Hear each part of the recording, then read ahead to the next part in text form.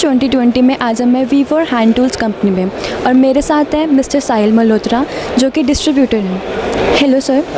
तो सर आप कंपनी के बारे में बताइए और आपकी प्रोडक्ट्स के बारे में इसमें डील करते हैं आप। Hello ma'am, I am Sahil Malhotra from VAR and Tools, and we are selling hand tools in Cycle Expo. And cycle expo के लिए हम काफ़ी वास्ट रेंज लेके आए हैं। जैसे जैसे साइकिल इंडस्ट्री अपग्रेड हो रही है, साइकिल के मॉडल अपग्रेड हो रहे हैं, उसी हिसाब से हम टूल भी अपग्रेड करके लेके आ रहे हैं ताकि उनके लिए क्वालिटी बन सके और लाइफ लॉन्ग चल सके।